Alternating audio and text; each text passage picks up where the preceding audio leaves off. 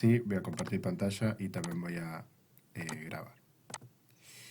Bueno, entonces lo que vamos a hacer ahora es ver algunas cosas que son atinentes al cierre, digamos, de la parte de registros y demás, y que por motivos de tiempo por ahí no lo vamos a llegar a realizar en la práctica, pero que sí está bueno, igual que sepan cómo termina la parte de la registración, que es para mí lo más importante, porque cargar al sistema es un procedimiento que lo aprende cualquiera, vamos a decir así. Obviamente hay que saber conceptos de contabilidad, pero se aprende, es muy sistemático. Ahora, poder entender qué es un reporte, qué nos agrega ese reporte, es lo que se está buscando cada vez más, el tema del análisis de la información y toda la parte, como yo siempre digo, que la computadora todavía no puede hacer a la perfección y nosotros sí, que es poder interpretar datos, hacer análisis de datos, conclusiones, causas y demás. Así que bien, cuando hay algunas cosas que les van a sonar a repaso de contabilidad, pero bueno, no importa porque es parte de lo que se hace al cierre del ejercicio contable, no está de más. Cuando termina el ejercicio contable, nosotros hacemos, entre otras, estas tres cosas que tenemos acá. Hacemos los ajustes, registramos asientos por motivo de cierre, es decir, que no son ajustes desde el punto de vista de que no es algo que haya que corregir, sino que son asientos que se hacen cuando cierra el ejercicio. Y también hacemos una revisión de los saldos desde el punto de vista de las normas de evaluación y de exposición. O sea que, digamos, tenemos tres tareas distintas que hacemos cuando termina el ejercicio contable. Cuando me refiero a la realización de ajustes, en este caso, me refiero a lo que tiene que ver con la corrección de los errores. Errores cuantitativos, errores cualitativos y las omisiones o duplicaciones de asiento. Básicamente, las omisiones o duplicaciones de asientos es cuando nosotros directamente no registramos una operación por completo o la registramos dos veces. Eso puede pasar y es bastante común también. Cuando hablamos de errores cuantitativos y cualitativos, ¿cuál creen que es la diferencia? Y cualitativo porque podemos equivocarnos en un tipo de cuenta y cuantitativo en la cantidad del Bien, monto que pusimos. exacto. El cuantitativo tiene que ver con errores en los importes, ¿sí? Y el cualitativo con fundamentalmente errores de imputación, es decir, de cuentas, ¿sí? Y demás. O sea, errores más conceptuales. Que por ahí los números cierran perfecto, pero eso no quiere decir que esté todo adecuadamente registrado. Bueno, luego cuando hacemos revisión de saldos empiezan a surgir las cuentas adicionales que se van generando a partir de analizar la correcta exposición y evaluación de los saldos. Bueno, por ejemplo, todo lo que tiene que ver con resultados por tenencia, diferencias de cotización, demás cuentas que van registrando la actualización de los valores, por ejemplo, de bienes que se pueden actualizar, como pueden ser mercaderías, bienes de uso y demás. Y ahí también viene el bendito ajuste por inflación, que genera la cuenta de resultado por exposición a la pérdida del poder adquisitivo o a la modificación del poder adquisitivo de la moneda. Eh, Entre otras cuestiones que tiene que ver con el cumplimiento de las normas que nos dicen cómo tenemos que evaluar cada uno de los bienes actualizándolos al cierre. Luego también, cuando hacemos la revisión de los saldos, revisamos los devengamientos, por ejemplo, de los intereses. Por ejemplo, hacemos una revisión de lo que es el devengamiento de los gastos que hayamos pagado, si pagamos gastos por adelantado, si pagamos los gastos que correspondía. Es decir, todos los demás devengamientos desde el punto de vista de los periodos que pasaron y los ajustes que hay que hacer. ¿M? Por ejemplo, distinguir entre los intereses, por ejemplo, a un plazo fijo, que ya se han devengado y los que quedan pendientes para el año que viene y demás. Y después, como decía, algunos asientos que se hacen habitualmente por motivos de cierre, es decir, que es habitual que se hagan directamente al finalizar el ejercicio. Yo, por ejemplo, acá les había puesto simplemente para que lo registren y practiquen ese asiento, que las amortizaciones las registraran en forma mensual, pero casi todo el mundo las registra en forma anual, ¿sí? Como lo ven en contabilidad. Bueno, las amortizaciones de bienes de uso son uno de los casos. Las previsiones para deudores incobrables, si es que utilizan previsión, como vimos en la auditoría de créditos del cuatrimestre pasado. Por ejemplo, los gastos bancarios. Ahora los gastos bancarios en muchos casos se registran en forma, eh, digamos, más directa cuando se generan, pero antes como no teníamos acceso a un home banking como ahora, teníamos que esperar a fin de mes o a fin de periodo para ver cuánto nos había debitado el banco en nuestro resumen de cuenta. Entonces, esos son algunos de las tareas que tenemos que hacer a la hora del cierre. Ustedes tienen, además de lo que ya saben de contabilidad, eh, un apunte que yo les subí sobre el tema de los ajustes que se suelen hacer al cierre. Tiene una parte mía y una parte de la profesora Gutiérrez, que siempre lo pongo porque me parece que resume bastante bien varios ajustes. Bueno, no sé qué tanto conocen sobre el tema de ajuste por inflación, pero les voy a contar un poco qué es lo que tendríamos que haber hecho nosotros acá para poder cargar nuestro ajuste, ¿sí? En realidad no es una explicación teórica del tema, aunque si lo necesitan me pueden preguntar, pero sí es una explicación de cómo se debería cargar y demás al sistema, ¿sí? No se los pido yo en la práctica, pero les explico cómo se haría. Bueno, el primer paso es cargar los índices. Cuando nosotros vamos al sistema, nos pide que, bueno, por supuesto, primero tenemos que tildar donde dice ajuste por inflación, donde está la parte del plan de cuentas, y cuando queremos registrar el ajuste por inflación, al finalizar el periodo, nos pide que carguemos los índices. Nos obliga a cargar los índices de todo el año, o sea, de todo el ejercicio completo. No podemos cargar la mitad, sino que tenemos que cargar sí o sí los 12 meses. ¿M? Entonces, nos pide que carguemos los meses del año. Como yo había registrado por lo menos el año 2021, puse los 12 índices del año 2021. En el caso de que lo quisieran implementar, todos lo tendrían que hacer igual porque el 2022 todavía no tiene los índices publicados completos por obvias razones de que todavía no terminó el año. Pero básicamente lo que tenemos que hacer es, para poder probar el tema del ajuste por inflación, cargar los 12 índices que tenemos acá. ¿Ya vieron algo de ajuste por inflación en contabilidad? No, profe. Ah, ok. Bueno, entonces les voy a explicar bien en detalle. Estos índices que salen acá son los que se utilizan para actualizar los valores de, por ejemplo, no sé, la mercadería, los bienes de uso y demás, que son bienes que, como pierden valor, porque no es lo mismo una mercadería que compramos en octubre que una que compramos en febrero, lo que hacen es representar cuánto se va moviendo, digamos, el índice de precios o los valores mes a mes. Por eso fíjense que acá tenemos meses en los que aumenta mucho. Por ejemplo, marzo aumentó 20 este índice. No importa bien qué es el índice, ahora les explico, pero no importa bien qué es el índice por ahora. Pero fíjense que aumentó 20 de febrero a marzo. Y había aumentado 14, más o menos, de enero a febrero. O sea que ahí ya podemos ver que de febrero a marzo hubo un aumento más importante, ¿sí? Esos índices lo que muestran son la modificación del poder adquisitivo de la moneda, es decir, cuánto aumentan los valores. A lo largo del periodo contable, digamos, o de la registración contable, ha habido múltiples análisis sobre el ajuste por inflación. Tuvimos una época en la que se aplicaba con otro índice, ¿sí? Con el índice del IPC solo. Teníamos otra época en la que se utilizaba el IPIM solo. Y teníamos una época en la que directamente no se utilizó el ajuste por inflación, que duró muchos años. Y hasta hace, ¿qué año fue? Bueno, 2018, dice acá, se volvió a implementar. ¿Mm?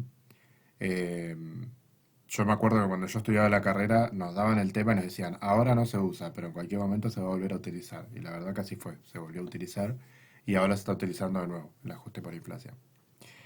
Entonces, el índice que antes lo publicaba el INDEC, ahora lo publica la FAPSE, que es la Federación Argentina de Consejos Profesionales de Ciencias Económicas. Se puede buscar, se descarga el Excel donde están todos los índices, así como la captura que yo les puse acá, mes a mes. Y es quien va publicando ese índice, que lo saca como un promedio entre el IPC y el IPIM, que eran los dos que se utilizaban antes. IPC significa índice de precios al consumidor y PIM significa índice de precio minorista, bueno, no sé qué, lo tendría que buscar. Em, pero básicamente son dos índices que antes se utilizaba uno solo y ahora se los vincula, ¿sí? Ahora, una diferencia conceptual importante que hay que tener en cuenta para el ajuste por inflación es que una cosa es el índice y otra cosa es el coeficiente.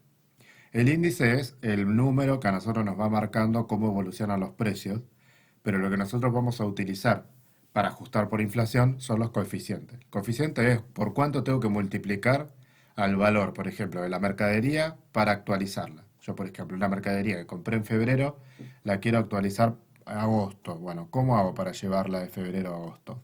Eso es lo que yo tengo que saber para poder generar un coeficiente. Coeficiente es multiplico el valor de la mercadería por un número. Bien. Entonces, la fórmula es muy sencilla. ¿Mm? Como dice acá, ¿cómo se expresa moneda de cierre? De cierre sería de diciembre, ¿no? En este caso, una mercadería adquirida en agosto por 5.000. Bueno, entonces lo que nosotros tenemos que hacer es, a partir de los índices, calcular el coeficiente, ¿sí? Siempre la fórmula va a ser el mes de cierre o el periodo de cierre, o sea, el último periodo el que yo tengo que llevar el valor que estoy tratando de actualizar, dividido el valor de inicio, o sea, el valor en el que está, el momento en el que está evaluado esa mercadería. ¿Mm? No es que siempre voy a ir a enero, porque si la mercadería la compré en agosto, en ese momento ya está en valor de agosto. Entonces yo la tengo que traer de agosto a diciembre. ¿Mm? Bien, entonces, digamos, ¿cuáles serían los valores que tendríamos que utilizar de la tabla que tienen acá? ¿De qué mes serían, mejor dicho, los valores que tenemos que utilizar acá para poder saber por qué valor vamos a tener que actualizar a la mercadería? Bueno, lo tienen medio ahí a la derecha, pero fíjense que los 582,46 vienen de diciembre. ¿Mm? Yo lo redondeé porque es 45,75. Vienen de diciembre. Entonces, ese es el periodo de cierre, porque yo lo quiero traer a diciembre de 2021. Los índices siempre están medidos a fin de mes, o sea que este diciembre 21 quiere decir que ese valor está al 31 de diciembre del 2021. ¿Mm? El 582,46. Ese sería el valor de cierre, o sea, de mi periodo final. Ahora, ¿de dónde tengo que traer yo a la mercadería? De agosto, porque la compré en agosto, ¿sí? Entonces, en agosto el índice era 510,39. Ahí no lo redondeé porque el número que sigue es un 4, o sea que no correspondería redondearlo. 510,39. Hago la división, 582,46 dividido 510,39 y me da 1,14. ¿Eso qué quiere decir? Quiere decir que la inflación o el aumento de precios de ese periodo fue del 14%. ¿Mm? Me da 1,14 porque el 1 es la unidad del valor y el coma es lo que le agrega. ¿Mm? Si a mí me da 1, quiere decir que hubo estabilidad, o sea, no hubo variación, porque es como dividir 1 dividido 1 igual 1, o sea, no cambió. ¿Mm? O 2 dividido 2 igual 1. Si la división me da 1, algo, quiere decir que lo que está en el numerador es más alto que lo que está en el denominador, o sea que hubo inflación, porque yo estoy viendo que el índice, perdón, del último periodo es más alto que el índice del periodo inicial. Entonces ese 1,14 me está marcando que la inflación de ese periodo fue del 14%. Yo para saber cuánto va a valer la mercadería a diciembre, multiplico el valor de la mercadería, que yo les había puesto en este ejemplo como 5.000, por 1,14. Y eso me da que la mercadería ahora vale 5.706,03. En diciembre, lo que valía 5.000 en agosto, vale 5.706,03. Porque quiere decir que aumentó un 14%. O sea que cada vez que calculemos un coeficiente, si nos da mayor a 1, que va a ser en la mayoría de los casos, por no decirle en todos, quiere decir que hubo inflación. Si da igual a 1, o sea que nos estamos dividiendo una cosa igual que otra cosa, quiere decir que hubo estabilidad. Y si nos da menor a 1, quiere decir que hubo... no, inestabilidad no, está mal. Hubo deflación, eso quise poner acá. Bueno, ya que les voy a modificar las filminas por el cronograma, también aprovecho a subirles esto corregido. Si da menor Es a cuando 1, baja el precio, pero no hay consumo, ¿no? ¿cómo no hay consumo? Baja el precio, pero tampoco hay consumo cuando hay inflación. No entiendo a qué te referís con que no hay consumo. Cuando hay deflación, porque empiezan a bajar los precios, pero tampoco el consumo aumenta. Ah, vos decís porque, claro, porque los precios son menores. Claro. Sí, sí, sí. Pero bueno, del punto de vista más contable, digamos, lo que ocurre es que en teoría la mercadería vale menos que lo que valía antes. Obviamente pueden tener ejercicios para practicar de eso, pero es muy poco habitual que en la realidad ocurra. Estos índices que tienen acá son los reales y fíjense que en todos los meses está aumentando. No hay ningún mes que en algunos aumenta más, en otros aumenta menos, pero siempre está aumentando. Y fíjense que de un año al otro pasamos de 400 a 600, o sea que es bastante alto el índice de inflación que estamos manejando. Bueno, eh, entonces cuando da, por ejemplo, 0,80, quiere decir que hubo una deflación del 20%, porque en vez de 1, que sería la unidad, la estabilidad, tenemos 0,80, o sea, un 20% menos de 1. Entonces quiere decir que hubo una deflación del 0,20. O sea que a multiplicar 5.000 por 0,8 nos va a dar menos de 5.000. Porque como hubo deflación, lo que valía 5.000 en agosto valdría menos ahora. Es irreal lo que estoy diciendo, pero le estoy explicando cómo sería en el caso de que nos diera deflación. Bien, eso sería un poco lo que hay que hacer. Como verán, puede costar o no entenderlo, después cuando uno lo practica más es más fácil, pero no es una fórmula complicada. O sea, siempre lo que yo tengo que ver es como tipo de línea del tiempo, cuál es el cierre y cuál es el inicio. Lo complejo de esto cuando se hace a mano, obviamente el sistema lo hace solo, pero cuando se hace a mano, lo complejo de esto es que tendríamos que reexpresar cada partida de acuerdo al momento en el que ocurrió. Porque ustedes piensen, la cuenta mercadería va a tener compras de enero, compras de febrero, compras de marzo. Entonces, al tener mercaderías en distintos valores, o sea, en distintos momentos del tiempo, todos esos valores hay que actualizarlo por distintos coeficientes. El cierre va a ser siempre el mismo, porque si yo quiero evaluar la cuenta mercaderías al 31 del 12, siempre voy a medirlos con el numerador en diciembre. Pero las compras que hice en enero voy a tener que hacer diciembre sobre enero. Las que hice en marzo, diciembre sobre marzo. Y así. Entonces siempre tengo que ir al momento en el que se generó el movimiento. Ese va a ser mi inicio. Y mi final va a ser siempre, en el caso que estemos reexpresando el final, que es cuando se hace habitualmente, al cierre del ejercicio, va a ser siempre diciembre. Salvo que cerremos en junio, bueno, de acuerdo al cierre que tenga la empresa, ¿no? No es para que sean expertos en esto, pero sí para que vean cómo funciona. Porque a mí no me gusta decirles, bueno, lo calculan así en el sistema y ya está. No, me interesa que ustedes sepan qué es lo que está haciendo el sistema. Si bien se puede hacer, por suerte, a través del sistema, habitualmente se aprende a mano primero, como para que uno sepa bien qué es lo que nos está calculando. ¿Mm? ¿Por qué sería especialmente relevante que nosotros tengamos la mercadería valuada en la fecha que corresponde? O sea, reexpresada.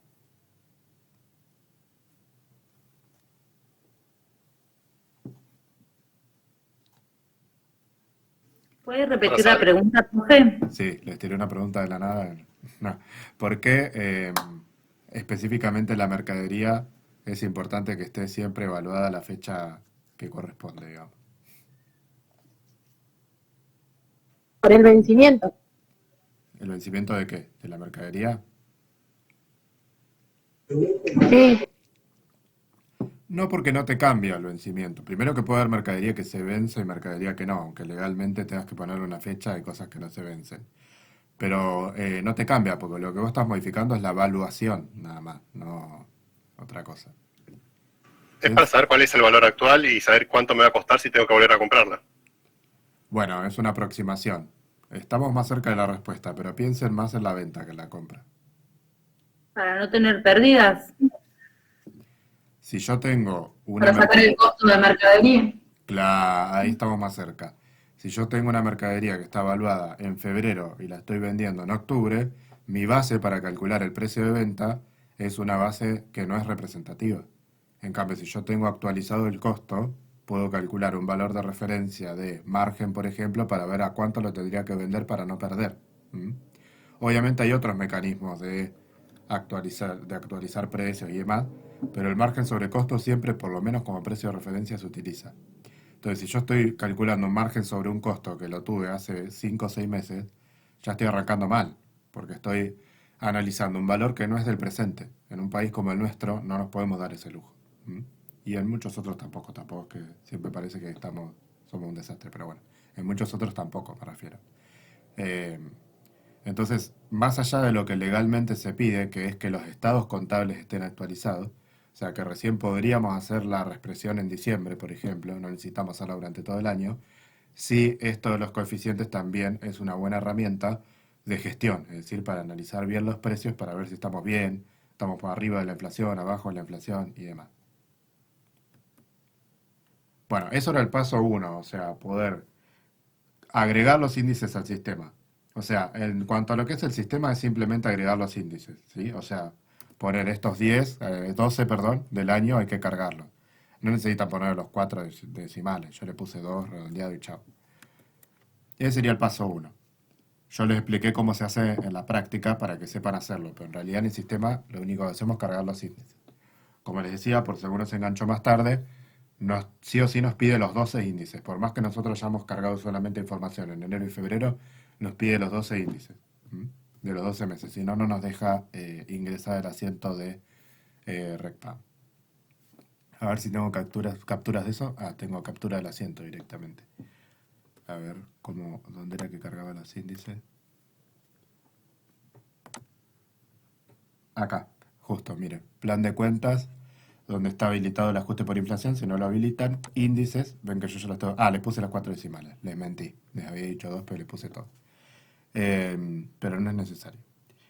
Ven que está 2021, los 12 meses y cada uno de los índices que les mostré recién cargado. Porque yo ya lo hice para probarlo al asiento, ¿sí? Ahí es donde se carga. Bien. Paso 2. Revisar que no haya cuentas de movimiento o de orden con saldo. Yo no sé por qué motivo había cargado unas cuentas de movimiento y me rebotaba el asiento de inflación, no me lo dejaba hacer. Eh, ¿Tienen claro qué son las cuentas de movimiento?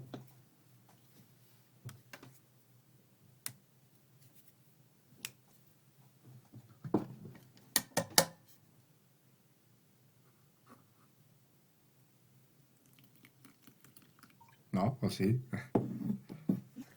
Más o menos. Más o menos. ¿Vieron alguna? Te lo puedo explicar, Más o pero menos, mejor. Puse. Las cuentas de movimiento son cuentas que se generan solamente... ¿Cómo? Los gastos, por ejemplo, serían, No, se no. mantienen en un periodo, pero se pueden ir corriendo, ¿no? No sé qué quiere decir con que se pueden ir corriendo. Son... A que se mantienen en, claro, no me estoy explicando bien, están siempre en el mismo periodo, pero después hay, o sea, cancelarlas, digamos, ahí en estamos otro, más o cerca, sea, ahí estamos más cerca, sí, sí, sí. Bueno, las cuentas de movimiento pero son... no sé ni cómo explicarlo, digamos. Bueno, no hay problema. Las cuentas de movimiento son cuentas que se generan, digamos, porque las necesitamos contablemente en forma temporaria, pero después, antes de cerrar el ejercicio, siempre hay que saldarlas. Por ejemplo, se utiliza como cuentas de movimiento, que lo van a ver más adelante, se utiliza mano de obra, por ejemplo, cuando uno está produciendo un producto en una empresa industrial. ¿Por qué se utiliza cuenta de movimiento? Porque en realidad la mano de obra después la vamos a registrar como parte del costo del producto terminado. Entonces, a medida que se va generando los costos de mano de obra, porque vamos pagando los sueldos de los operarios, lo vamos registrando en una cuenta que se llama de movimiento, porque después no va a trascender. No la consideramos cuenta de gasto porque nosotros, en vez de comprar la mercadería hecha, la estamos fabricando. Entonces, parte del costo de fabricar la mercadería es el sueldo que le pagamos a la persona que la está haciendo. Entonces, la mano de obra, si ustedes se fijan, los planes de cuentas no figura como resultado negativo. Figuran los sueldos y jornales, que son los administrativos, comerciales y demás. Pero los sueldos de los operarios de fábrica no figuran como resultado negativo, porque no son. Cuando nosotros estamos pagando sueldos para los operarios de la fábrica, lo consideramos parte del costo del producto que estamos fabricando. Pero como nosotros todavía no terminamos el producto y no lo podemos asignar al activo que se llama producto terminado, que es como un equivalente a mercadería, nada más que un producto fabricado, utilizamos una cuenta de movimiento que se llama mano de obra y después esa cuenta la asociamos a el producto terminado cuando está finalizado. Eso sería un ejemplo. Otro ejemplo de cuenta de movimiento es otra que se llama, se utiliza mucho en la parte industrial. Otra que se llama carga fabril, por ejemplo, también es de movimiento, que tiene una funcionalidad muy parecida a la de mano de obra, pero en realidad cuenta con todos los demás costos asociados a la fabricación del producto, como por ejemplo los costos de la fábrica, ¿m? Por ejemplo los servicios de la fábrica, el alquiler de la fábrica, todo eso tampoco es considerado resultado negativo porque se asigna todo al costo del producto. No es que el producto solamente va a tener como costo la mano de obra, la materia prima, perdón. La materia prima sí es un activo porque es directamente un stock, o sea, es como un equivalente a mercadería, por más que la use para producir, es un activo que si yo quiero lo puedo revender. Mientras que lo otro son distintos costos que se le van asignando al producto y que después, cuando el producto está terminado, nosotros las eliminamos a esas cuentas. Ustedes ven un estado contable, no va a aparecer la cuenta mano de obra ni la cuenta carga fabril, porque esas cuentas ya fueron eliminadas contra productos terminados o alguna otra similar. ¿Mm? Lo van a ver más adelante, pero bueno, básicamente una cuenta de movimiento por definición, que eso sí sería importante que más o menos lo tengan ahora, es una cuenta que se utiliza por un motivo temporario contable que después se va a, digamos, reclasificar en otra cuenta, posiblemente de activo o de pasivo, pero que en ese momento se necesita utilizar una cuenta temporaria, ¿sí? Entonces, como el asiento de ajuste por inflación se hace al final, cuando ya está todo cerrado, primero el sistema hace un control de que nosotros no tengamos ninguna cuenta de movimiento de orden con saldo. Cuentas de orden son parecidas, más adelante van a ver algunas seguramente. Se utiliza mucho para la parte financiera, por ejemplo, documentos endosados, documentos descontados. eh, Son cuentas, no, esas son regularizadoras de activos. Hay dos maneras, hay unas que son regularizadoras de activos y otras que son de orden. Las de orden son unas que tienen unos nombres rarísimos, llaman documentos de terceros endosados. Bueno, son largas, ya las van a ver. Se utilizan tan poco que ni me las acuerdo, pero se usan en alguna contabilidad, las van a ver. Pero también son cuentas que se van saldando, o sea, que son todas cuentas que no deberían tener saldo al finalizar. Entonces a mí, por ejemplo, me lo rebotaba porque había una cuenta que la había puesto mal, era regularizador activo, le puse movimiento, entonces cuando la quería generar me lo rebotaba. Bueno, eso es importante. Ustedes creo que no agregaron ninguna cuenta de movimiento, o sea que no van a tener problema, pero solamente pueden tener los 4 tipos de cuentas básicos, o sea, activo, pasivo, patrimonio neto y resultados. ¿Mm? A mí, profe, lo que me pasó fue que estaba cargando y no me aparecían algunas cuentas y no entendía por qué, y después me di cuenta que en las últimas de patrimonio neto, resultados, eh, no le había cambiado el rubro y habían quedado como rubro y eran cuentas imputables. Entonces no las Ah, podía tomar cuando estaba cargando. Hasta que me di cuenta, tardé. tampoco te dejó registrar ahí, digamos. O sí, en esas cuentas. Claro, no me dejaba hasta que encontré el error y había sido eso. Claro. Sí, viste que por ahí cargar rápido todo, decís, se está equivocando el sistema hasta que identificas cuál es el error. Eh, Está bien, es verdad eso, sí. Seguramente hay un montón, a mí también me pasó con un montón de cosas que me tiraba error y yo, ¿qué será esto? ¿Por qué será esto? Y bueno, después le empezás a encontrar la vuelta. Bueno, el paso 3 es agregar la cuenta que refleje el resultado que se genera con la inflación. Acá hay algo importante para aclarar volviendo a la parte de teoría. Lo que es por ahí medio difícil de entender de la parte de inflación es que nosotros vamos a calcular la inflación en forma indirecta. ¿Qué quiere decir eso? Quiere decir que nosotros la inflación la vamos a calcular sobre lo que se llama las cuentas no monetarias, que serían mercaderías, bienes de uso, o sea, todas las cuentas que están valuadas a partir de un valor de activo y que nosotros lo podemos reexpresar, o sea, le podemos modificar su valor. Yo puedo decir que esta mercadería vale 10 o puedo decir que vale 20, porque el valor lo pongo yo. Pero no puedo reexpresar la caja, por ejemplo, porque no puedo decir, no, bueno, hoy no hay 200, hay 300. No, voy a la caja y hay 200 en billetes. Entonces, lo que se llaman las cuentas monetarias son las cuentas que están asociadas a el valor monetario y que se puede chequear, digamos, su valor y que no se puede modificar. Por ejemplo, los créditos. Yo no puedo aumentar el valor de un crédito porque el crédito es por el valor que es. Entonces, si yo digo, bueno, ahora el crédito vale, en vez de 500, 1000. Y cuando me pague el cliente me va a pagar 500, no me va a pagar 1000. Entonces, esas cuentas que están atadas al valor monetario y que no se pueden modificar su valor, son cuentas que se llaman monetarias, tanto como activo como pasivo, ¿sí? Proveedores, por ejemplo, sería el ejemplo de un pasivo monetario. Todas las que se puedan modificar porque están atadas al valor de un bien que puede ser modificado, reexpresado y demás, son las que se llaman no monetarias. Entonces, cuando nosotros querramos saber cuánto perdimos por la inflación, lo vamos a calcular a partir de las cuentas no monetarias, porque yo voy a reexpresar mercaderías, voy a reexpresar eh, bienes de uso, voy a aumentar el valor de esos bienes, pero en realidad en la cuenta que va a reflejar, esperen que cierro la puerta porque mis perros salieron a molestar. O sea, yo voy a calcular el efecto de la inflación a partir de la reexpresión de las partidas, pero en realidad el efecto de la inflación me lo están generando las monetarias, ¿sí? Porque esas son las que realmente están perdiendo valor con el paso del tiempo. Como yo no las puedo modificar, si yo tengo plata en la caja de febrero hasta diciembre, esa plata se está devaluando, ¿no? Entonces esa es la que realmente a mí me hace perder plata, eh, o me hace perder valor de mi dinero. Pero nosotros no lo vamos a calcular o no vamos a reexpresar la caja para ver cuánto fue la pérdida por inflación, sino que vamos a reexpresar los que se pueden y en forma indirecta vamos a registrar el costo o resultado negativo por la inflación, ¿sí? Bien, entonces, acá dice, bueno, agregar una cuenta que refleje la pérdida o ganancia por el poder adquisitivo. Casi siempre estamos de pérdida, obviamente, porque tenemos una pérdida de valor, pero es una cuenta de esas ambivalentes. Vieron que de acuerdo al saldo que tenga puede ser de resultado positivo o de resultado negativo. Bien. La cuenta RECPAM, que es la que se utiliza para registrar eh, este tipo de resultados, se llama resultado por exposición al poder adquisitivo de la moneda. Eh, Básicamente esa es la sigla, digamos, que está escondida dentro de la palabra RECPAM y es la que se utiliza.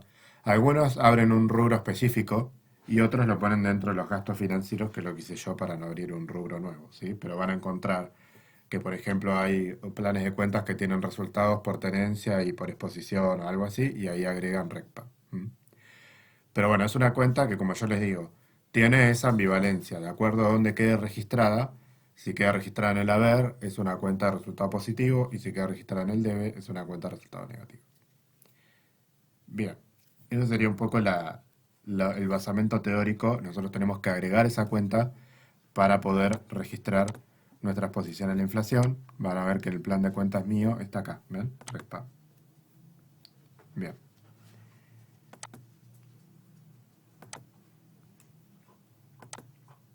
Este es el asiento que a mí me quedó después de haber hecho la registración del RECPAM. Me quedó la barra de abajo y no sé cómo sacar. Pero bueno, básicamente... A ver, ahí me parece que lo logré. Sí.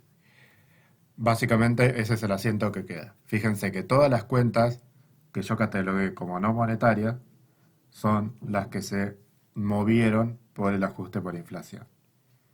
Y después las otras que se mueven, que nosotros no las catalogamos directamente, pero que se mueven igual, son las de resultado.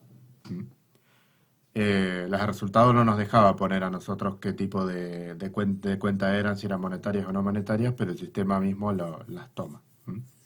Fíjense que están las cuentas de activo no monetario, que serían, por ejemplo, los bienes de uso, y está también las cuentas asociadas a esas, por ejemplo, las amortizaciones acumuladas y demás, ¿sí? Esas son las que generan el RECPAM. Fíjense que dio un resultado alto, que era bastante esperable, porque como yo solamente registré enero y febrero, todos esos valores me los trajo de enero y de febrero a diciembre. Entonces, obviamente, da un valor alto porque el ajuste lo hice el 31 de diciembre, que era la fecha de cierre que habíamos puesto para este ejercicio. ¿Alguna que otra aclaración? Bueno, lo que les dije recién, ese RECPAM lo generan las partidas monetarias, pero sale por reexpresión de las no monetarias. Fíjense que acá indica que perdí ese dinero porque es la pérdida de valor que se produjo a partir de la reexpresión de todos los tipos de cuentas que tenemos y la diferencia entre las mismas. Acá hay un tema legal, digamos, que no se está cumpliendo con el sistema, porque el sistema me tiró este asiento así, pero yo se los quiero aclarar, porque cuando lo vean en contabilidad lo van a ver de esta manera, que es que la cuenta capital no se reexpresa de la manera que está reexpresada acá. Fíjense que la cuenta capital está como que aumenta por 5 millones, no sé cuánto. Bueno, eso no se puede hacer. Yo no puedo registrar un aumento de capital por exposición a la inflación en la cuenta capital. ¿Por qué no lo puedo hacer? Porque el capital representa muchas cosas. Representa, por ejemplo, cuánto tiene la empresa para hacerle frente a sus compromisos. Representa la participación de cada uno de los socios dentro de la sociedad. Representa los derechos políticos que va a tener cada socio, por ejemplo, cuántos votos va a tener por cada acción. Y está vinculado a un valor de acción. Entonces el capital no se puede reexpresar en su propia cuenta, ¿sí?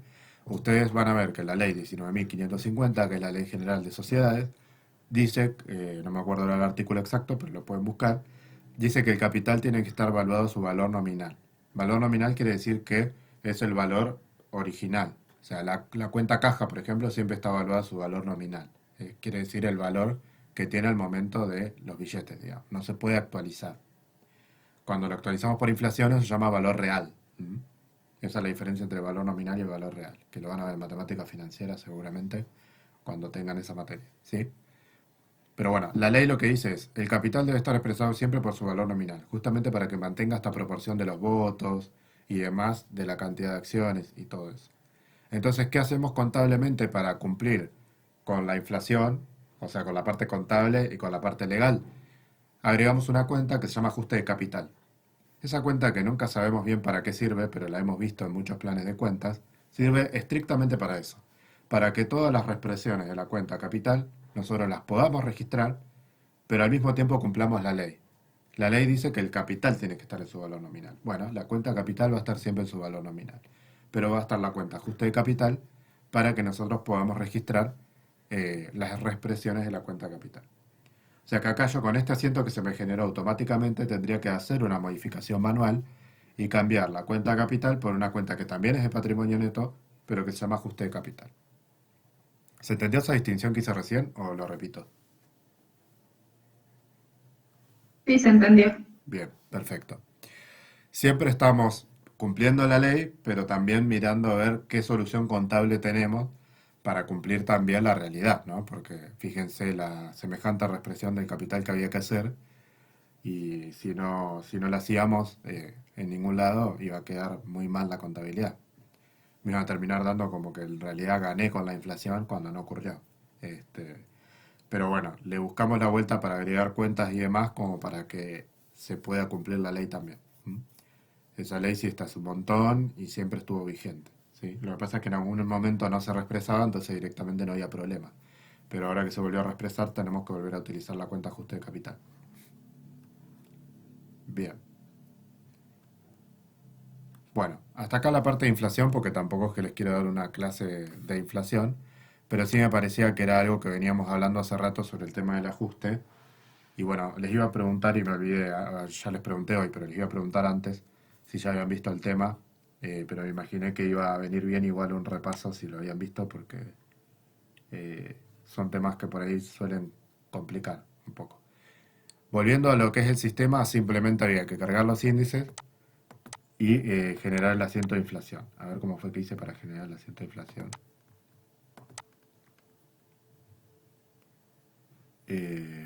Libro diario debe haber sido acá. Sí. Donde para cargar el asiento de inflación, bueno, primero carga los índices, como les dije recién, entrando a plan de cuentas y poniendo índices. Si lo tienen habilitado acá, el tildado habilitar ajuste por inflación, no los va a dejar hacer.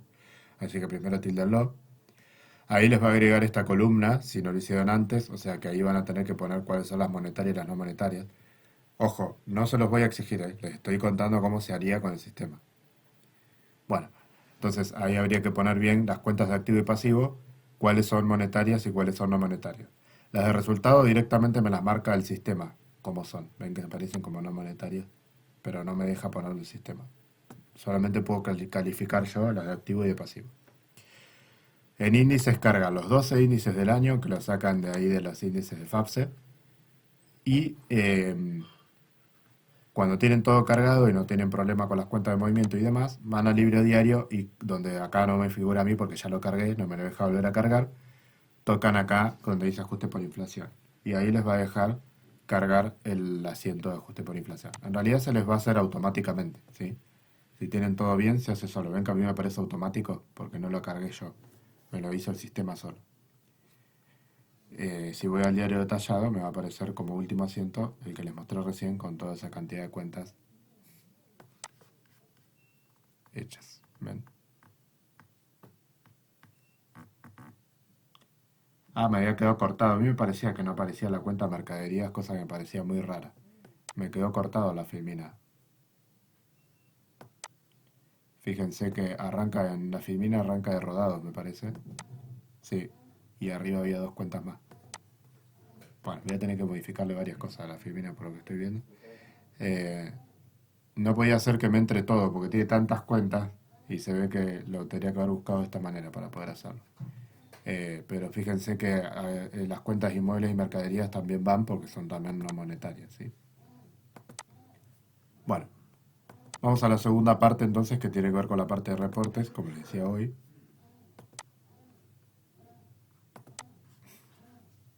Vamos a arrancar con ese tema. Lo que tiene la parte de reportes es que, como ustedes verán acá, tenemos reportes de digamos, en diversos sectores del panel general, ¿no? O del menú principal, como dice acá. En esos tres circulitos que tienen ahí, o óvalos que tienen ahí, van a encontrar distintos reportes, ¿sí? Van a encontrar reportes que están basados en el balance, o sea, reportes más bien contables, ¿sí? Por ejemplo, reportes que yo puedo utilizar para poder hacer auditoría, para poder hacer un control del balance de comprobación y sumas y saldos, para ver cómo son los estados contables en cualquier momento de la registración. Bien contable, digamos, puramente contable. Los que se llaman reportes de impuestos son reportes que tienen más que ver con la parte impositiva, justamente, pero que a mí me permite, por ejemplo, cuando lo estoy haciendo en la realidad, poder exportar el reporte de IVA y cargarlo directamente a la declaración jurada de la FIP. Entonces ahí me ahorra que yo tenga que armar la declaración jurada. Directamente lo puedo cargar por aplicativo SIAP o lo puedo subir a la declaración jurada IVA web con el sistema. ¿Mm? Entonces se me va generando sola la declaración jurada. Obviamente hay que revisarla, pero se me va generando sola. En el caso de que nosotros seamos un contribuyente responsable inscripto, nos va a generar la declaración jurada de IVA. ¿Mm? Pero no nos va a generar la de monotributo, que sí nos va a generar si pusimos que somos monotributistas. ¿Mm? Esa es la, digamos, ventaja que tiene el sistema. Por lo menos con esta versión que estamos utilizando nosotros, no nos permite generar declaraciones juradas de otros impuestos, ¿sí? Porque ya es más complejo, sobre todo el impuesto a las ganancias, ¿no? Que tiene otra complejidad, se requieren muchos otros datos que no tenemos. Y además la ley de impuesto a las ganancias cambia todos los años, entonces también tiene esa complicación. En la de IVA es más fácil porque nosotros al registrar los comprobantes con cuál es la tasa grabada y demás, tenemos mucho más, le damos todos los datos que necesita para que nos registre la declaración jurada de IVA. Y la de ingresos brutos tiene la particularidad de que cada provincia tiene distinta ley, entonces también es bastante complejo por ahí para el sistema poder cargar ese tipo de declaraciones juradas. Pero bueno, por lo menos nos da la de IVA, ¿no? Y después tenemos los reportes de gestión, que son los que a mí más me interesan, donde nosotros vamos a ver los datos que nos genera el sistema para poder tomar decisiones. Si anduvimos bien, si anduvimos mal. Ahí es donde va a estar la parte de centro de costos que me preguntaban hoy, que es muy interesante para poder analizar las líneas de productos que tenemos y demás. Es la parte más empresarial, ¿sí? Donde nosotros vamos a ver no tanto lo que nos exigen, sino lo que nos sirve a nosotros para tomar decisiones. Bien. Acá lo que está tachado arriba como monotributo justamente es por lo que les decía recién. Cuando nosotros vamos a la parte de reporte de impuestos, vamos a encontrarnos con varias solapas, pero la más importante es la que dice declaración jurada IVA. Después pueden ingresar a la de los otros formatos, como les decía, la de SIAP y demás.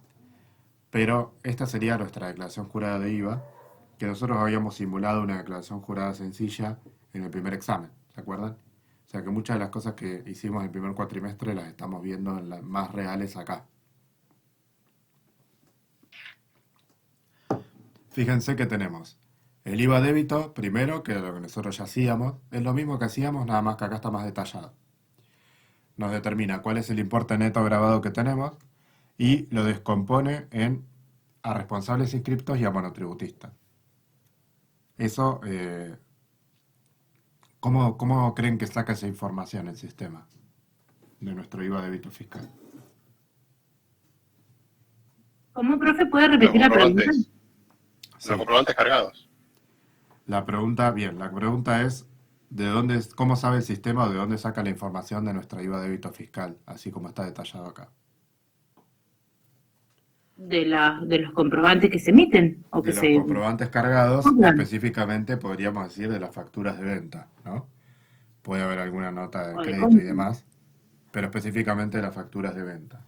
Entonces, cuando nosotros cargamos cuál es la contraparte de esa factura de venta, nos va a identificar las que serían las facturas A, que son a otros responsables inscriptos, y la que le hicimos a los otros contribuyentes. ¿Mm? Exacto, las B. Bien, Igual, profe, ahora el monotributo es factura A. ahora es factura A, es ¿Cierto? verdad. Sí, sí, es correcto eso. Ah, profe, yo le quería preguntar eso, Sí, sí. porque me pasó con uno de cuando estaba cargando una de las facturas, que me decía que no correspondía o sea, con ay, se me fue el nombre. Bueno, o sea, era monotributista y le habían hecho factura B, tendría que haber sido una factura A. Yo le puse sí y continuó igual y lo cargué, Mm. pero me saltaba ese error en Regisoft. Sí, en realidad está bien el sistema porque es una resolución que se hizo hace muy poco. Eso quiere decir que está actualizado el sistema, que es que los monotributistas tienen ahora se le hace factura A también. Pero hasta el año pasado no era así. Entonces yo les mandé B, Claro. pero sí, es verdad. Ahora se les hace A también. Em, Así que está bien que el sistema te ponga eso, pero también está bien que vos le hayas puesto a aceptar porque yo también las cargué como B. Pero sí, es una resolución Claro, nueva. supuse que era por eso, pero después no sabía si por ahí me iba a saltar algún otro error más adelante. Igual la cargué. No te salta ningún otro error porque hay otros sistemas que por ahí sí son como más estrictos en esas cosas.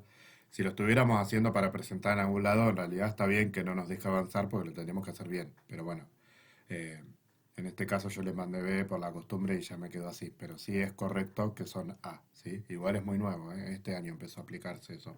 Claro. No, sí, después cuando haces la declaración jurada de IVA también te dice, si fue un responsable inscripto, hay una parte que dice operaciones hechas con monotributista, por ejemplo. Claro, O sea, después te lo separas. sí, sí, es verdad.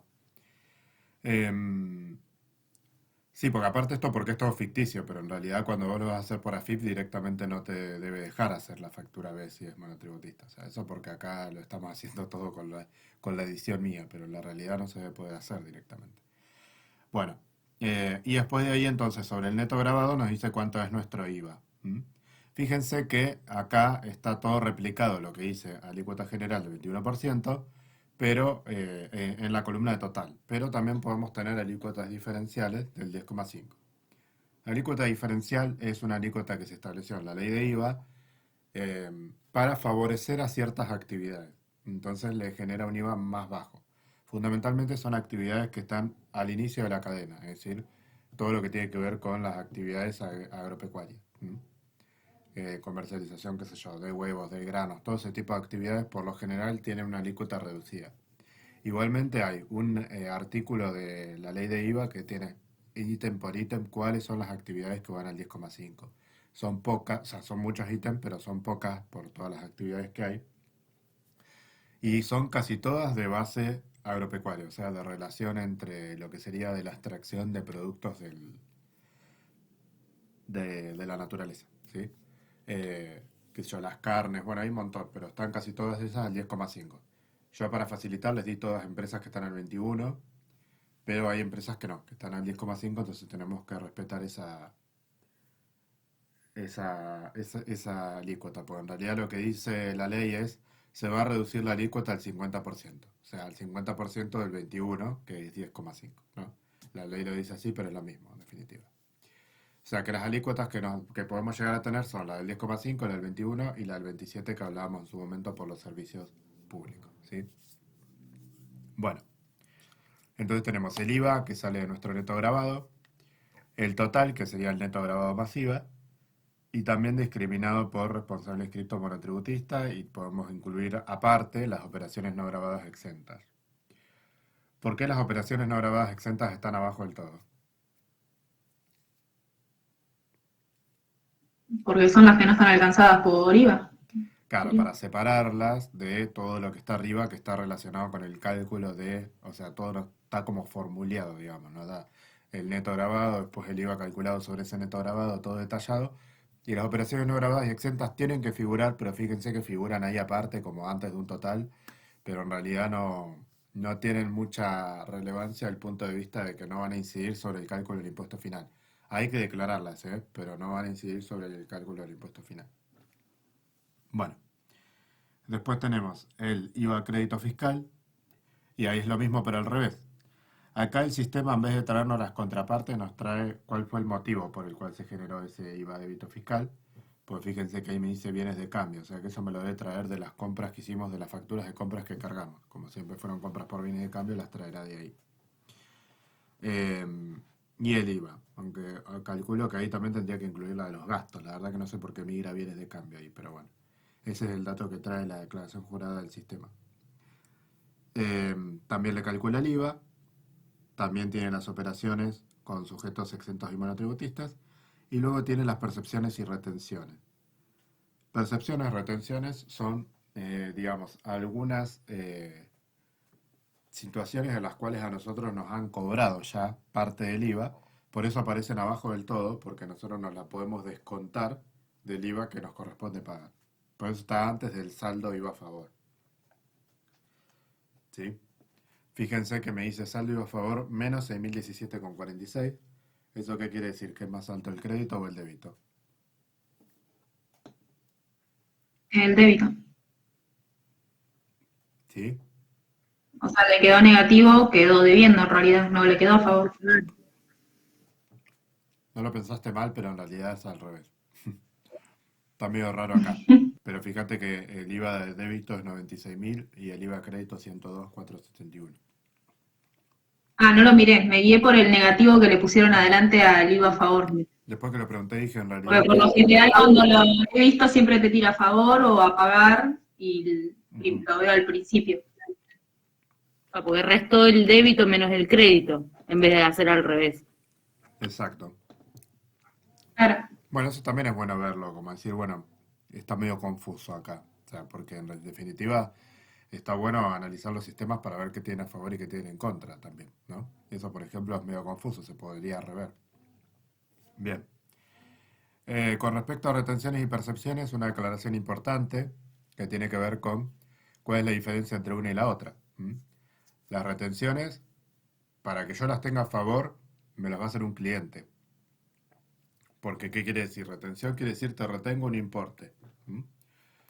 Por el motivo, siempre es un motivo legal. Hay ciertas personas, o empresas, mejor dicho, contribuyentes, que porque lo determinan ciertas leyes, y esto sí que es bastante complicado porque hay muchas leyes que hablan de retenciones y percepciones, no es que hay una ley de retenciones y percepciones, sino que hay ciertas leyes que regulan actividades específicas que dicen, por ejemplo, en un artículo dicen, será agente de retención de tal operación. Entonces, cuando vos alguien te retiene por motivo de impuestos, no te podés negar.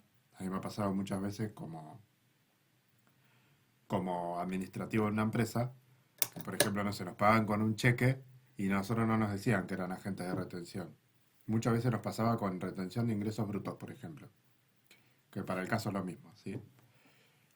Entonces, ¿qué pasaba? Nos hacían retenciones, por ejemplo, les pasábamos una factura por 38.000 pesos, por tirar un número, y nos mandaban un cheque por 35. Y nos mandaban obviamente un comprobante abrochado, que era el comprobante de retención. No está mal, primero porque es obligación, no es que vos te podés poner a discutirlo. Por otro lado, no es que perdiste la plata, sino que vos cuando hagas tu declaración, en ese caso de ingresos brutos, te lo podés restar del impuesto. Pero sí por ahí está bueno que, digamos, cuando uno trabaja en la parte del ámbito administrativo y no se espera ese tipo de situaciones, por ahí preguntarle al cliente antes si es agente de retención.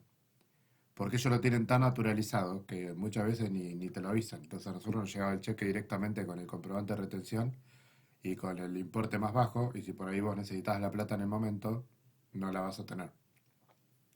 Entonces en la práctica por ahí está bueno preguntarlo. Si trabajamos en un lugar que los clientes sean empresas o sean contribuyentes, a un consumidor final no le vamos a preguntar.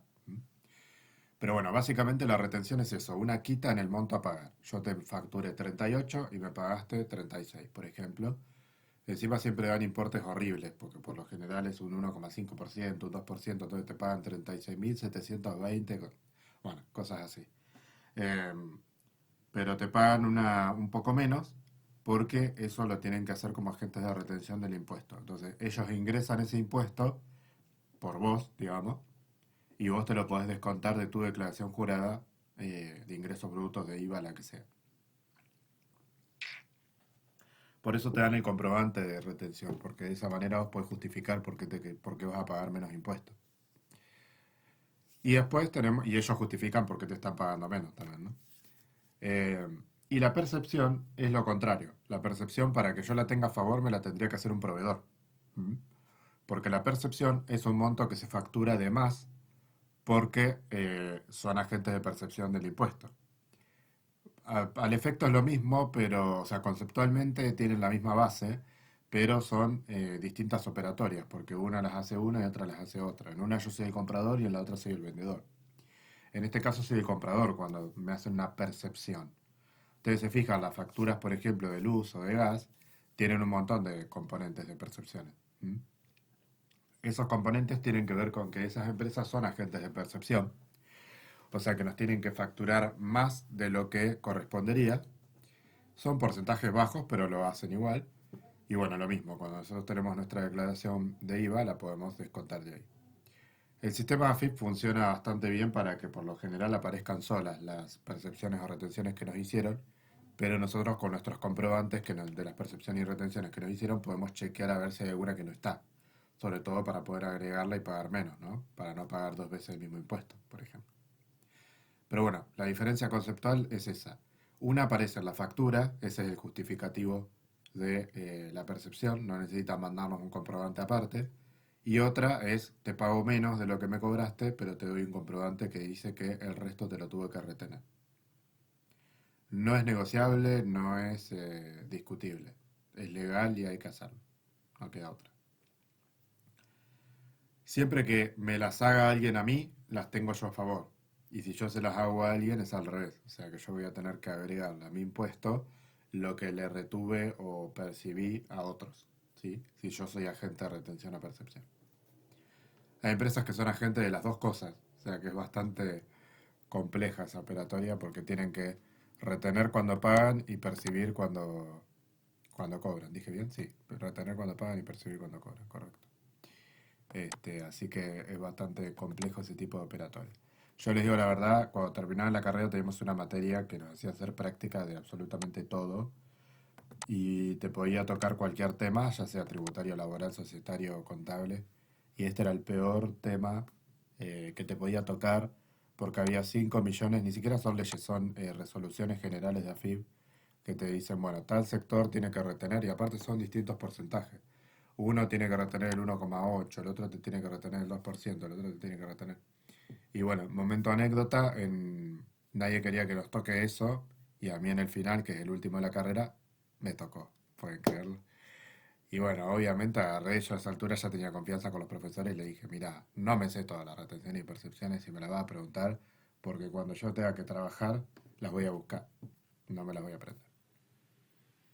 Y bueno, con eso zafé. Porque la idea era que las diga, pero como les dije eso, como que me dijeron, bueno, entonces te cambiamos la pregunta. Pero después me preguntaron las alícuotas y ingresos brutos, que también son un montón, y que nadie se las sabe de memoria, y les dije lo mismo. O sea, no me fue tan bien tampoco, pero aprobé por lo menos con todas esas.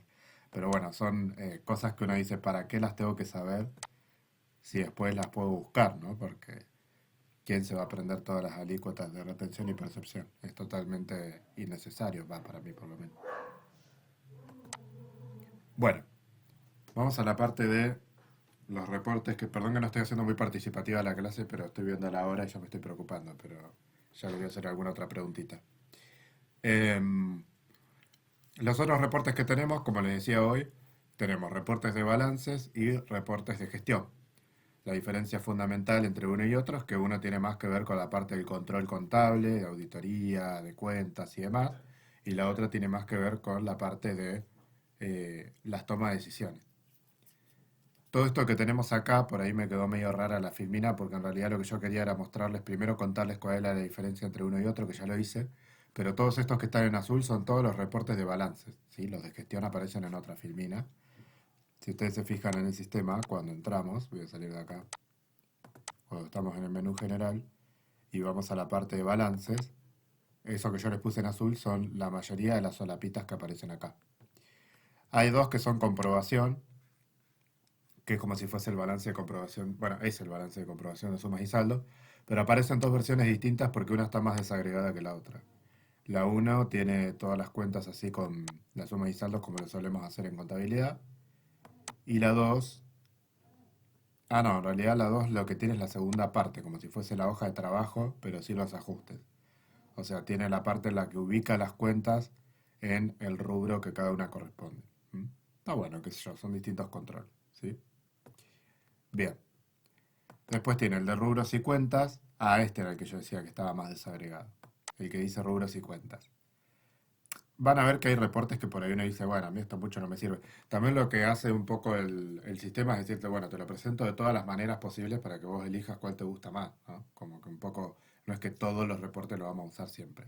Pero viste, vieron que después cada uno tiene como sus mañas. Nos gusta más este, me sirve más este, me gusta más el otro. Bueno, acá tenemos como tres niveles de desagregación. Entonces nos da más totales, eso es lo que nos da. Porque nos da por cuenta, por rubro y por título, digamos, ¿sí? No, perdón. Por rubro, por capítulo y por título, no por cuenta. Entonces, acá tenemos los rubros, si son corriente o no corriente, y total activo, pasivo y demás, ¿sí? O sea, nos va como haciendo los totales de los rubros como si fuese símil balance o estado de situación patrimonial, perdón, y de resultados, pero con distintos formatos. Después sí tenemos los estados hechos y derechos. Fíjense qué lindo un estado contable con tan poca información, ¿no? Que uno está acostumbrado a hacerlo con las cuentas. Bueno, acá ya viene con los rubros. Vieron que los estados contables reales tienen los rubros, en realidad, no tienen todas las cuentas. Bueno, cuando uno aprende, por lo general, les hace poner las cuentas en los estados contables, pero después los reales tienen los rubros, ¿sí? Como aparecen acá. Y si yo quiero saber, por ejemplo, en un estado contable real, cómo está compuesto el saldo de caja y bancos, ¿puedo?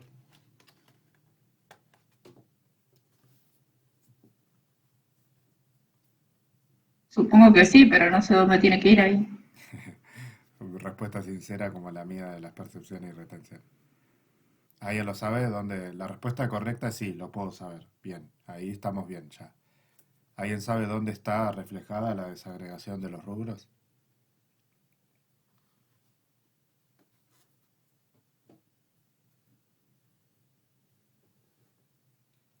Bueno, En el mayor, sí, pero cuando vos estás leyendo los estados contables, no tenés los mayores. Se supone que eso ya pasó, ¿sí? Yo digo mirando los estados contables. Bueno, puede ser que todavía no lo hayan visto, por eso lo comento yo. Están las notas a los estados contables.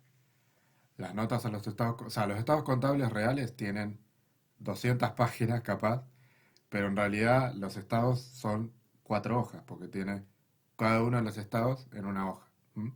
Pero van a ver que los estados reales que se pueden buscar, por ejemplo, los que cotizan en bolsa y demás, los pueden encontrar en internet. Van a ver además que tienen todos referencias. Por ejemplo, caja y bancos, entre paréntesis, puede decir 1, créditos por venta, entre paréntesis 2, y demás, que eso quiere decir que referencia una nota. Las notas de los estados contables son todas las otras hojas que tienen adicionales donde está todo el detalle de toda la información. Por ejemplo, me va a decir de caja y bancos cuánto representa caja, cuánto la cuenta banco, cuenta corriente, cuánto, y así. Por ejemplo, es muy relevante para los bienes de uso, que por ahí capaz tenemos 5 millones de bienes de uso. Y bueno, ahí nos va a referenciar seguramente al anexo de bienes de uso, ¿sí? Que es donde va a aparecer cada uno de los bienes de uso, el detalle de las amortizaciones y demás. Entonces, los estados contables se reflejan en forma sintética, como lo vemos acá, pero van a estar referenciados a las notas y los anexos, que son los que luego de los estados contables van a presentar todo el detalle de cada uno de los rubros. Las notas a los estados contables cuentan un montón de información. Por ejemplo, sobre lo que vimos del ajuste por inflación, es una de las primeras cosas que aparece, una nota que aclara que se hizo un ajuste por inflación, que se aplicó los índices tales, que eso está en la ley o en la norma tal, que para evaluar los activos utilizaron la norma, la RT no sé cuánto, bueno, todo eso está especificado en las notas. Por eso, cuando uno agarra un estado contable real, la primera reacción que tiene es, uy, qué largo esto, qué aburrido leerlo. Pero está bueno obviamente no todo, hay cosas que uno dice esto para qué, pero la mayoría de los datos que están ahí está bueno porque se aprende un montón. O sea, hay un montón de información que uno dice, ah, mira, hay una norma que dice esto, ah, mira, el criterio que utilizaron es tal. O sea, conoce un montón de cosas que si no, no lo conoce.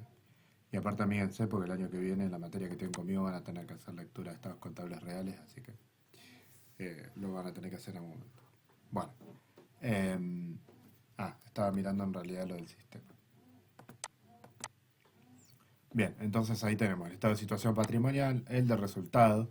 Fíjense que me pone rojito pérdida porque me dio pérdida.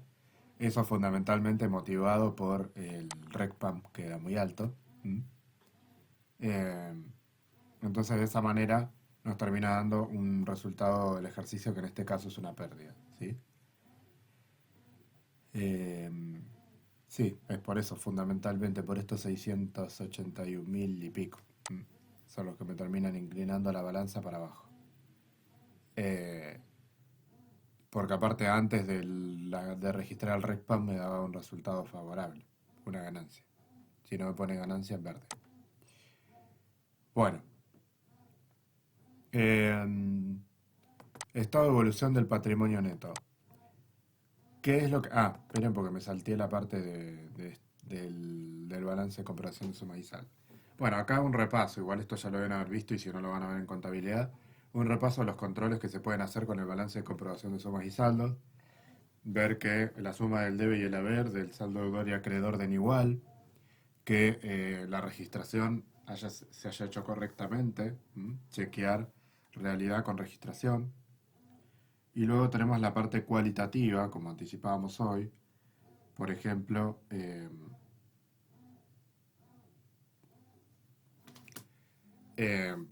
lo que tiene que ver con los errores de imputación y los saldos incorrectos, ¿sí? Sobre todo podemos detectar un saldo que no nos dé correcto, por ejemplo, que nos dé proveedores con saldo deudor. Eso quiere decir que hay algo que se registró mal. Posiblemente hay un anticipo a proveedores que no se registró, entonces se puso en la cuenta proveedores y eso fue lo que generó la diferencia, por darles un ejemplo, ¿sí? Pero bueno, esos serían algunos de los controles que se pueden hacer con el balance. Bueno, entonces, ahora sí, el estado de evolución del patrimonio neto refleja los movimientos que afectan al patrimonio neto durante un ejercicio económico. Básicamente, acá les puse un ejemplo porque el que nos va a hacer a nosotros el sistema es muy... No hay movimientos dentro del patrimonio neto más que la registración del capital al inicio. O sea que es muy pobre el estado de evolución que nos genera. Eh, Nos tendría que registrar luego la consideración del resultado. Eso después tengo que ver cómo hacer para que aparezca acá. Pero básicamente, posiblemente cuando se haga el asiento de cierre y se registre la cuenta de resultado del ejercicio. Pero el estado de evolución del patrimonio neto básicamente muestra detalladamente los distintos movimientos que se dan en las cuentas del rubro de patrimonio neto. De hecho, el estado de situación patrimonial, por lo general, dice solamente el total del patrimonio neto y referencia al estado de evolución del patrimonio neto. No, en la realidad no tiene, como lo vemos nosotros en contabilidad, que ponemos patrimonio neto, capital, resultado del ejercicio. Por lo general, directamente referencia a este estado, que es el que tiene el detalle de todas esas cuentas. Entonces, fíjense que las columnas se dividen en aporte de los propietarios, que sería como el primer rubro del patrimonio neto, y la segunda tanda de columnas a resultados acumulados, que es la segunda parte de eh, este rubro de patrimonio neto. Y después tenemos los totales. Siempre cuando estemos exponiendo los estados contables, lo vamos a hacer comparativo con el año anterior. Por eso hice ejercicio actual y ejercicio anterior. Ese comparativo, se los cuento a modo de chimento, también se tiene que reexpresar a la fecha de cierre. O sea que lo vamos a tener que reexpresar todo solamente para compararlo con el de este año por el año completo. Porque si está el 31 de diciembre del año anterior, lo tengo que actualizar al 31 de diciembre de este año para poder compararlo con el actual. Bueno, entonces fíjense que acá tenemos los saldos de la cuenta capital, por ejemplo, y de la cuenta de resultados. El área, que significa ajuste a resultados de ejercicios anteriores. La palabra área viene ¿cómo es que se dice esto? De una sigla, en realidad, aunque parezca una palabra real, es una sigla, que significa eso. ¿Por qué se hace acá? Porque cuando yo tengo que hacer un ajuste en una cuenta de resultados del ejercicio anterior, no puedo utilizar esa cuenta porque, como ustedes saben, cuando termina el ejercicio contable, las cuentas de resultados quedan saldadas y se vuelven a generar. Entonces yo en las cuentas de resultados tengo que reflejar los resultados de ese periodo. Si yo, por ejemplo, registré un deudores incobrables que no era incobrable y lo tenía que registrar en otra cuenta, lo tengo que sacar de ahí porque fue del periodo anterior, voy a tener que utilizar ARIA, esa cuenta, para reflejar que hubo una modificación en el resultado del ejercicio proveniente del año anterior. ¿Mm?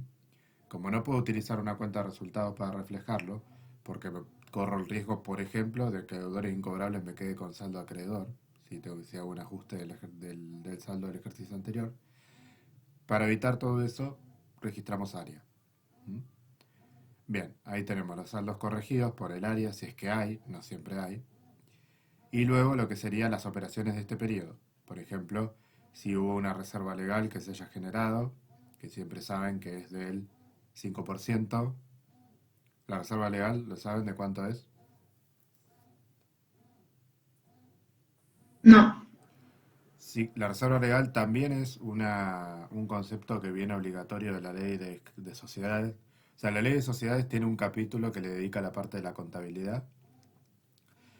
Y si bien no da normas contables, prescribe ciertas exigencias. Por ejemplo, esto del capital al valor nominal, y también exige que se constituya una reserva legal siempre que se va a distribuir un resultado del ejercicio, que tiene que ser como mínimo, uno puede poner una reserva más alta, del 5% del resultado del ejercicio.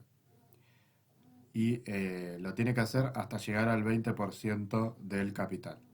Es medio trabalengua porque son distintas cosas. El 5% del resultado del ejercicio, cuando se va a distribuir, por ejemplo, queremos distribuir el resultado del ejercicio en dividendos, en honorarios al directorio y demás. Bueno, un 5% de eso tiene que ir como mínimo a reserva legal, que es una cuenta también de patrimonio neto, ven que está acá, dentro de resultados acumulados, pero que la ley exige que la tengamos, que la mantengamos dentro del resultado. O sea, no se puede distribuir el resultado entero. Hasta que lleguemos, hasta que la reserva legal represente el 20% del capital. Una vez que representa el 20% del capital, de la cuenta capital, ya no necesitamos seguir aumentándole plata a la reserva legal. La reserva legal es intocable, no se puede modificar, no se puede usar. ¿Mm? Si se usa por un motivo de exigencia extrema, que no hay posibilidad de, digamos, de poder utilizar otro tipo de ganancia, lo primero que se tiene que reponer es la reserva. ¿Mm? O sea, se puede utilizar en casos extremos y no se puede volver a distribuir resultados hasta que no se vuelva a componer la reserva en el valor que estaba. Eso es todo lo que dice la ley, el artículo de reserva legal. Y después tenemos los famosos resultados no asignados. ¿Sí? Fíjense que acá, por ejemplo, no es para darles una clase de estado de evolución de patrimonio neto, pero para que entiendan cómo funciona el estado, fíjense que acá, por ejemplo, tenemos 200 que restan de resultados no asignados, porque son resultados del ejercicio anterior que no se habían distribuido, y ahora estamos constituyendo la reserva legal sobre ese ejercicio. Entonces los sacamos de resultados no asignados y los sumamos en reserva legal. El total da cero porque en realidad no hubo salida del patrimonio neto, sino que cambiamos una cuenta de patrimonio neto por otra cuenta de patrimonio neto. Solamente va a figurar un importe acá en total cuando haya una salida o ingreso al patrimonio neto. ¿Mm? Eh, bien, eso con respecto al tema de lo que tiene que ver con estado de evolución de patrimonio neto, como para que vean cómo funciona. ¿Sí? No les voy a pedir, por supuesto, en el examen que hagan un estado de evolución de patrimonio neto, ni mucho menos, pero como lo estamos viendo en teoría y como queda grabada la clase, sí, por ahí les puedo llegar a preguntar, qué sé yo, qué es la reserva legal. Eso sí, porque lo estamos viendo. ¿Sí? Y aparte les va a quedar la clase, o sea que no es que si lo anotaron, si no lo anotaron, perdieron. Bueno, acá vamos al tema famoso de los centros de costos. Ay, ya son menos 25. Bueno, los centros de costos son, digamos, cómo vamos a dividir nosotros, en qué unidades de negocio, sería la frase, digamos, bien armada, vamos a dividir nosotros a nuestros ingresos y gastos.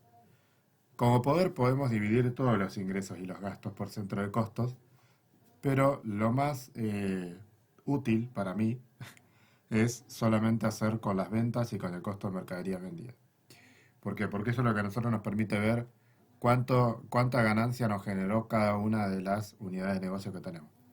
Entonces, por ejemplo, acá haciendo una mirada rápida, podemos ver que la refrigeración fue la que generó la gran mayor parte de las ganancias de los 3 rubros que tenemos acá.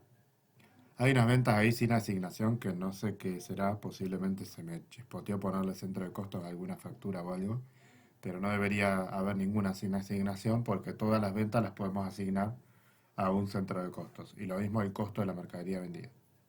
Entonces, cuando lo asignamos a un centro de costos nos permite ver eso, cuánto ganamos por cada unidad de negocio.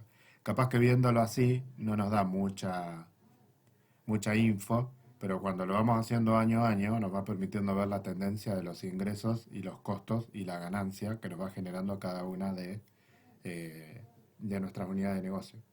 Entonces esto lo podemos llevar a un gráfico, por ejemplo, y hacer un análisis de las distintas unidades de productos para ver si hay alguna que la podemos discontinuar, o sea, dejar de ofrecer, si hay alguna que le podemos aumentar el precio porque nos está generando poco ingreso, por ejemplo, tecnología. Tecnología, evidentemente, o estamos vendiendo poco o tenemos poco margen. Si analizamos estos datos, podemos decir que tenemos poco margen, en realidad, porque tecnología está vendiendo más que cocinas y hornos, pero genera un margen más bajo.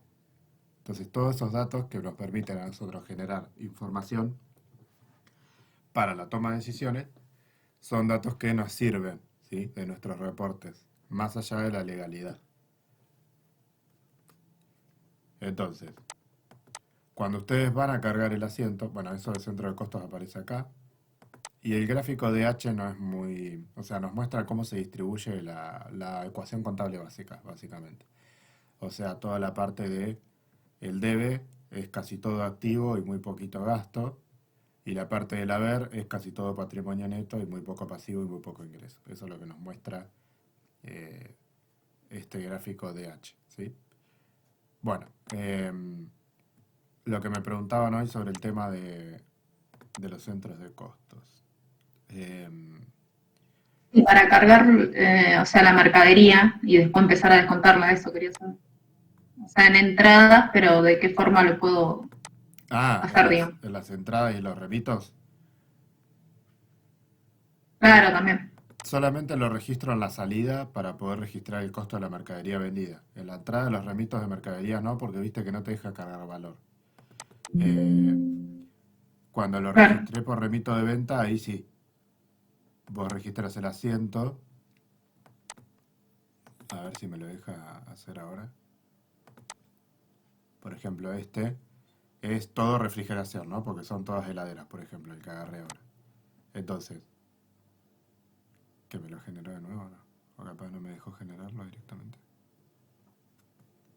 Bueno, voy a entrar a uno que ya haya hecho, a ver si lo puedo revisar. Bueno, profe, el detalle ese de las heladeras, las cocinas, eso, yo quiero poner primero eso, que la cantidad que tengo de cada uno, ¿dónde lo pongo? Para que después pueda ir haciendo con los asientos el descuento, digamos. En la entrada te deja registrar la cantidad. Lo que no te deja es poner un valor. Eso para mí es por el paquete del programa que estamos utilizando. Pero acá cuando vos ingresás el comprobante, por ejemplo, bueno, pones el proveedor, qué sé yo, los datos que te exige, digamos. Yo creo que ahora no me va a estar dejando hacer nada porque como que yo ya cerré el ejercicio, pero bueno. Acá tendría que dejarme cargar la cantidad. Eso Claro. me dejó cargarlo en los distintos asientos, ves que acá pude ponerlo. Lo que no me deja es cargar el importe, por lo general. Acá está, ¿ves? Te Bien. deja poner asignada acá adentro. Elegís el código del ítem y te deja poner la asignada, pero no te deja poner el valor ni nada de eso. Eso para mí es una falla, pero sí te deja poner las unidades, que las pones ahí, donde buscas acá de entrada, qué sé yo, y pones acá, por ejemplo, más el detalle del ítem, por ejemplo este, y te deja marcar esto, entonces pones 10, por ejemplo, acá, ¿no? Bueno, le pones aceptar, que yo no lo voy a poner, y lo único que te va a marcar el stock es el aumento de las unidades. Entonces eso te permite que vos cuando lo vayas a sacar, por el costo de mercadería vendida te deje. Y ahí vas a poner el valor de costo, porque como no te dejó registrarlo antes, lo vas a tener que registrar ahora. Eh, Eso es lo que yo tuve que hacer medio a manopla porque no hubo otra manera de hacerlo. Pero ves que te aparecen las cantidades que te quedan, que vos registraste con la entrada. Entonces ahí podés registrar la salida de las cantidades y agregarle acá el costo unitario para que te lo tome como el costo de mercaderías vendidas cuando lo registras. ¿Hasta ahí llegaste o no? No, estaba viendo dónde cargarlo y no sé qué toqué. Y lo empecé a cargar, pero como que no aparecía. Bien, Entonces me faltó esa parte. Fui cargando factura, todo, pero digo, no, eso lo voy a preguntar porque claro. no sé qué toqué, sí. El asiento de costo lo registro acá eh, y lo que hago es poner la cuenta de mercaderías a costo de mercaderías vendidas y de acuerdo a lo que se haya vendido lo asigno a un centro de costo. Por ejemplo, en este caso como es tecnología, sí, bueno, por algún motivo no me lo deja hacer, pero cuando te pone el asiento, vos entrás al importe y ahí te deja poner sin asignación, que es lo que te pone en forma por defecto, y después te permite Sí. poner, digamos, por centro de costo. Sí, es medio... Claro, a mí me apareció la parte de poner el asiento, pero yo digo, primero quiero poner lo que tengo antes de hacerlo del asiento. Entonces Claro, no sí, encontraba dónde hacerlo. esa es la entrada, pero solamente la cantidad te deja poner. Este, Así que bueno, esa sería como un poco la modalidad que tenemos. Obviamente ustedes con las prácticas y demás seguramente van a trabajar en lugares que tengan sistemas que no sean versiones gratuitas. Pero bueno, por lo menos en este caso nos deja registrar bastante a pesar de que no hayamos tenido ningún tipo de licencia eh, paga del sistema. Bueno, acá en este cuadrito entonces tienen lo que se puede hacer con esto de los centros de costos. A ver qué me quedaba. Ah, y lo de los reportes de gestión que es cortito. Mientras le doy lo de los reportes de gestión en 5 minutos, porque les quiero respetar el horario de recreo aunque sea virtual, les pido que me vayan poniendo en el chat los nombres, así después lo tomo como asistencia. No se vayan igual todavía, 5 minutos más. Bueno, eh, los reportes de gestión, acá yo les puse bastante texto en la filmina, que no me gusta hacerlo, pero bueno, para que ustedes vean, digamos, cuáles las utilidades que nos pueden llegar a los reportes de gestión. Cuando entramos acá, por ejemplo, el primer reporte que nos aparece es el de cuentas corrientes. Cuentas corrientes, todas las cuentas corrientes. Fíjense que aparece C de cliente, P de proveedor. O sea, las cuentas corrientes que nosotros tenemos con nuestros clientes, o mejor dicho, que nuestros clientes tienen con nosotros, y también las que nosotros tenemos con los proveedores. Todo eso permite saber cuál es el saldo, si está vencido o no, de acuerdo si nosotros le pusimos fecha de...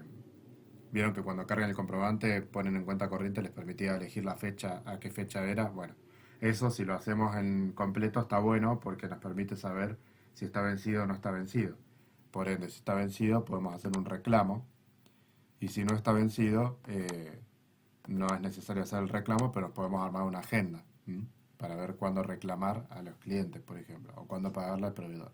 Acá figura todo vencido porque está el 31 al 12. Yo le ponía 30 días a todo, pero era de enero y febrero, entonces claramente para el 31 al 12 está todo vencido. Pero si lo hubiésemos cargado una cuenta corriente el 15 de diciembre a 30 días, nos hubiese aparecido el no vencido. Y eso también está bueno porque un mismo cliente puede tener componentes vencidos y componentes no vencidos. Bueno, eso es lo del tema de las cuentas corrientes. Yo acá les puse, permite hacer auditoría de créditos para ver si están vencidos o no. Por ejemplo, si lo tenemos que reclasificar como morosos o no. Incluye tanto las de proveedores como las de clientes. Es útil para organizar la gestión de cobranzas. Nosotros podemos, por ejemplo, imprimir esto y ver si tenemos que exigirle o hacerle un seguimiento a algún cliente o exigir que tenemos que pagar a algún proveedor. También es muy útil porque a veces los clientes nos piden un estado de cuenta. Me dicen, bueno, a ver cuánto te debo, mandame un estado de cuenta. Bueno, le podemos mandar solamente la parte que corresponde a ese cliente o sacar el dato de acá y demás. Después tenemos el de flujo de fondos, caja y bancos. Ese está acá. Bueno, acá que dice concepto CB no me pareció relevante, por eso no lo marqué. Pero el que dice flujo de fondos sí está bueno, porque nos marca como si fuera la registración contable, pero por percibido. O sea, todo el movimiento que tuvo la cuenta caja específicamente y banco me parece que también, ¿eh? O era la de caja y bancos. No, caja solo debe ser. No, está bien. Caja y transferencia. Pues acá tengo la parte que ingresó en la caja, que dice efectivo, y en la parte de pagos puedo ir a la parte que egresó. Fíjense que tengo efectivo y transferencias, o sea que también me permite ver las transferencias. Parece que fue una sola operación, pero en realidad fueron 4 con el mismo proveedor. Por eso aparece así. Bueno, esto es como una especie de flujo de efectivo, pero que está dado a partir de cobros y pagos. Ven que acá aparece uno solo, pero hay que tildar el de arriba para ver, o sea, aparecen separados. Después tenemos el de caja y bancos. Acá nos aparece, este es un mayor auxiliar, digamos, o un mayor detallado, mejor dicho, de la cuenta caja, donde vemos todos los conceptos y todos los movimientos que tuvo la cuenta, debe haber y saldo. Son cuentas que por ahí se hacen muy seguido lo que son arqueos y demás, entonces por eso tienen como un tratamiento especial. Bueno, el de flujo de fondos entonces aplica el criterio percibido, registra entradas y salidas de fondos, permite auditar la cuenta caja y bancos, viendo los movimientos que fueron utilizados. Y el reporte de caja y bancos es similar, pero integra los ingresos y egresos en un único reporte, como si fuera un mayor auxiliar de la cuenta caja. Bien. Bastante fiel a lo que estoy diciendo, así que...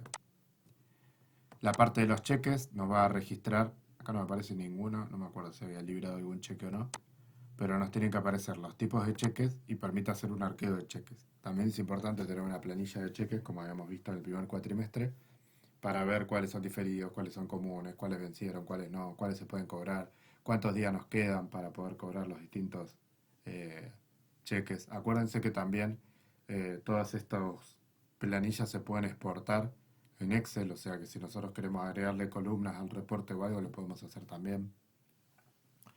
Podemos planificar un calendario de vencimientos, ¿sí?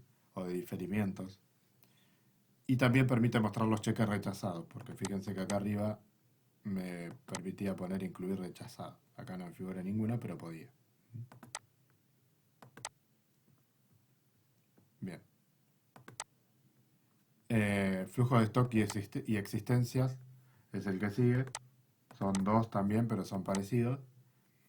El de flujo de stock nos muestra las entradas y las salidas de solamente en términos de unidades, ¿sí? Cuántas unidades ingresaron y cuántas salieron.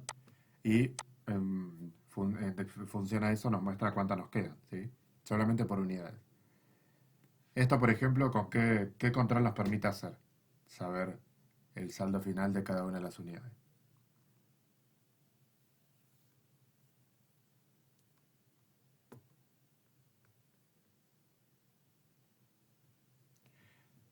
Un control de existencias con lo que es el recuento físico, ¿sí? O sea, yo puedo ir físicamente a ver cuántas unidades tengo de cada producto y chequear si las que tengo como saldo corresponden o no. Por ejemplo, heladera gafa con freezer.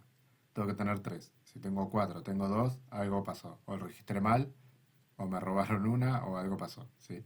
Entonces, este reporte nos serviría para hacer un control de stock. Y después tenemos el de existencias, que bueno, en teoría me agregaría también la parte de los importes, pero bueno, como no los pudimos registrar en los reportes de entrada, no los pudimos hacer. Pero bueno, nos va haciendo la diferencia entre los que registramos como stock, los que están facturados, los que no están facturados. Acá podemos ver bien el tema de los importes, ¿sí? Y bueno, puse flujo de stock, identifica los productos uno a uno con sus movimientos de entradas y salidas y el saldo que tienen a la fecha en unidades. Y existencias le agrega el componente monetario según los costos de adquisición. Bien. Entonces, resumiendo para cerrar, esto es el cierre que hacemos de la actividad. Les va a quedar tanto la clase como también ¿cómo que se dice esto? El PowerPoint para que lo puedan ver. La clase que viene me muestran entonces lo que tengan de avances, ¿sí? Los grupos. Y el grupo que me dijo que me lo iba a mandar, me lo manda. Y ya empezamos con el último tema que nos queda, que también va a entrar en el examen, así que traten de los que puedan asistir. Y ya la clase previa al examen les voy a contar cómo les voy a tomar en esta oportunidad, ¿sí? Bueno, nos vemos el jueves, chicos, que terminen bien la semana. Perdón, profe, yo me conecté más tarde. Yo le tengo que enviar todo el avance que hicimos. Me dijo Aldana que quería mandarlo porque la clase que viene no va a venir. O sea, lo que definí finalmente es que en vez de compartirlo hoy, porque me habían comentado algunas problemáticas y demás, que me lo muestren con la compu la clase que viene. Entonces Aldana me dijo que ella la clase que viene no va a ir, si me lo podía mandar, y le dije que sí. Y claro, pero voy yo. Llevo mi compu, yo lo tengo cargado ya. Ah, bueno, entonces llévala directamente y me lo mostrás el jueves que viene. No hay problema. Bueno, se anotaron todos, ¿no? Así les puedo poner presente. Los que ya se anotaron, se pueden retirar si quieren. Nos vemos el jueves que viene. Chao, profe, nos vemos. Chao. Bueno, buenas noches. Chao, buenas noches.